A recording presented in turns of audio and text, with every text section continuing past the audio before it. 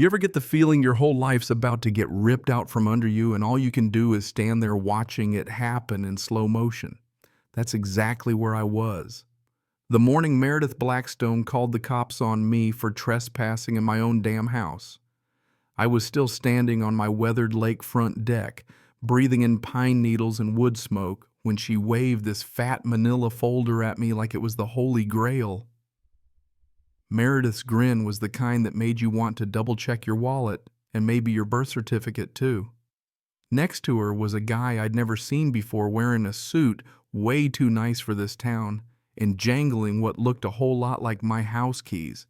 "This property is no longer yours," Meredith said, all smug and official like she was the judge, jury, and executioner. I was speechless. I hadn't signed a thing, hadn't sold a thing, hell. I hadn't even talked to her in months. But Meredith looked like she'd just won the lottery and wanted me to know it. What she didn't know was her little stunt had just flipped the switch on something inside me she didn't want to meet.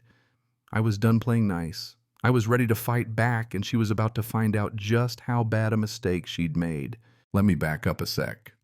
3 days earlier, I was at work up to my elbows in fiber cables when Detective Sarah Walsh from the county called. She said there was a property dispute at my address, and I needed to get down there pronto. Now I'd inherited the cabin from my granddad 2 years back free and clear taxes paid, mortgage long gone. It was my sanctuary, my escape from everything. The drive out felt endless, every mile tightening my gut with worry. When I pulled in, there was a cop car in my spot, and there was Meredith looking like she just stepped off a real estate reality show, set power blazer, expensive jeans, the whole 9 yards. Her hair was yanked back in that "don't mess with me" soccer mom bun, the kind that says, "I'd like to speak to your manager and then get you fired." Detective Walsh met me as I got out. She was tall, gray-haired, no nonsense, and honestly looked like she'd rather be anywhere else. "Mr. Miller," she said, "I'm sorry to bring you into this, but Ms. Blackstone has filed paperwork with the county. She's claiming she bought this property. She's got documents that look legit, purchase agreement, deed transfer, everything." It felt like a punch to the gut. "This place has been in my family for 30 years, I stammered. "I've got the will, I've got all the papers." But Meredith's folder was full of stamps and signatures, and I could see Detective Walsh's face tighten just a flicker. But enough. Mine were in a filing cabinet at home. Massive mistake. Meredith stepped in, oozing confidence. "Officer, I purchased this property legally 3 days ago. Here's the sales contract, the deed, even the property assessment." She handed over this folder so thick you could choke a moose with it. "And I have an amendment to his grandfather's will. It says the property had to be sold to cover debts. Mr. Miller's been squatting, but that ends today." Let me tell you, hearing that was like being doused in ice water. Debts amendment. I'd managed my grandfather's estate myself. There was no amendment, but the docs looked real, his signature, the notary stamp, everything. That's when Meredith's sidekick piped up, a skinny guy in a suit named Morrison, saying he'd handled the transfer and everything was completely above board. He had the smooth, soulless tone of a guy who's been selling lies for a living. I tried to call my lawyer, but Meredith just smiled. "Oh, I'm sure Mr. Miller's attorney will want to look this over. In the meantime, I'll need him off my property. Can't have the liability." Detective Walsh looked apologetic, but the law's the law. She said I could take my things, but I had to go until it got sorted out. So I walked through the cabin, my home, grabbing what I could carry, while every memory felt like it was getting yanked out by the roots. In my pocket was my grandfather's brass compass, the one thing Meredith couldn't take. Meredith followed me like a vulture, fake sympathetic, already talking about modernizing the place.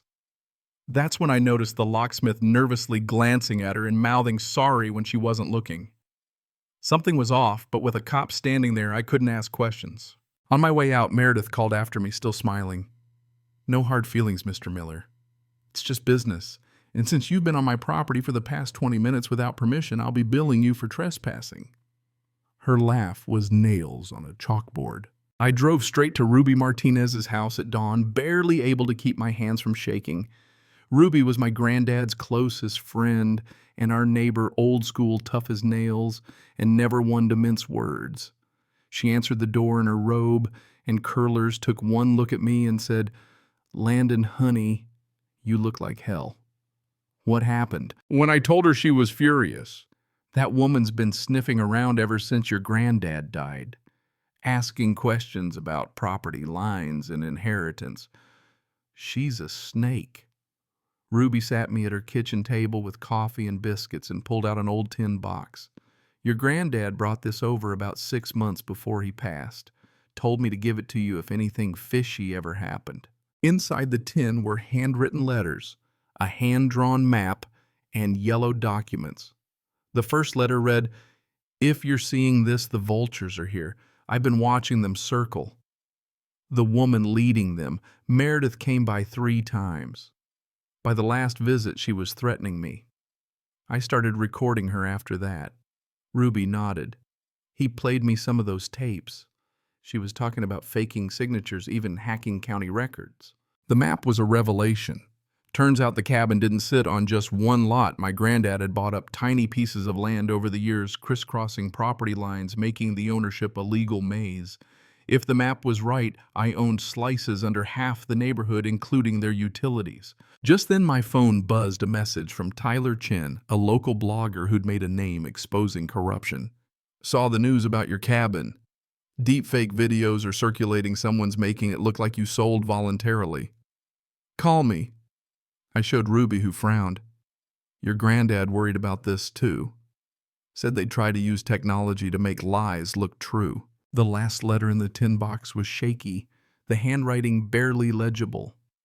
"Landon used the compass from the porch walk, 150 paces north to the old oak.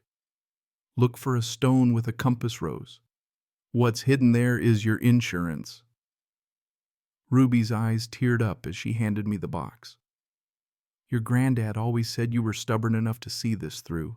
That night I barely slept. At sunrise, I followed my granddad's directions 150 paces from the porch to the biggest oak tree in the woods. After an hour, I found the stone and dug out a military ammo box.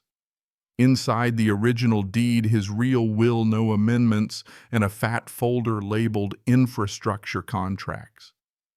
Turns out my granddad had built the entire water and electrical system for the community, and he'd kept the control rights, which meant in any dispute, his heir could suspend utilities for anyone pending legal resolution.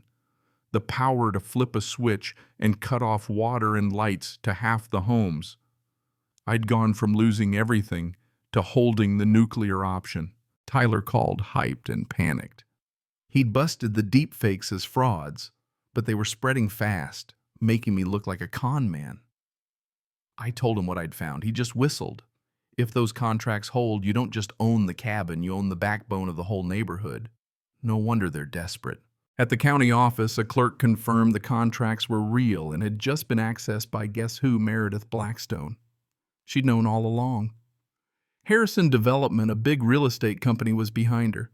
Tyler's digging found they'd been using shell companies to scoop up land targeting old folks for years. Then came the real twist, Detective Walsh called. She wanted to meet, but not at the station. At a diner, she slid me an envelope, property fraud cases. All elderly owners, all willing to sell just before they died, all tied to Harrison Development. This was organized cross-county elder abuse, fake documents, intimidation, even hacked electrical fires to force people out. The next night, my worst fears came true. A fire gutted the cabin. The fire chief said it was catastrophic system failure, but we both knew better. Tyler's drone caught someone hacking the smart meter right before the blaze. They'd tried to erase the last bit of evidence, but the fire revealed a secret bunker under the cabin, a steel-reinforced command center where my granddad had been tracking everything for years, calls, emails, payment records, even technical plans for hacking the grid. Inside, I found an emergency protocol button, a broadcast system he'd built that could override every screen in the county. That morning, while Meredith and Victoria Harrison held a big investor pitch at the community center, I hit that button. Every TV, every phone, every computer switched from their slideshow to my granddad's voice, laying out evidence of their fraud recordings, bribes, deep fakes, technical logs. The whole town watched as the story played out. As the last video played, Detective Walsh and the feds stormed in, arresting Meredith and Victoria for fraud, arson, conspiracy, you name it. News crews ate it up. Tyler live-streamed the whole thing, and the truth went viral. Federal prosecutors rolled up similar scams in 6 states. The Lakeside community got restitution and protection. Meredith went to prison and started a blog about her downfall. Victoria turned state's evidence. 6 months later, where the cabin once stood was now a nature preserve built with restitution funds and protected forever. My granddad's compass sat in the new visitor center, surrounded by the story of how one stubborn old man saved an entire community. And every time I walk through those woods, I remember the value of a home isn't just in the deed, it's in the people, the memories and the courage to stand up when it matters. So tell me, have you ever gone up against someone with money and power and come out swinging? Drop your story in the comments. Let's talk about justice, about what home really means, about fighting for what's right. Because sometimes the best way to honor the past is to build something better for the future.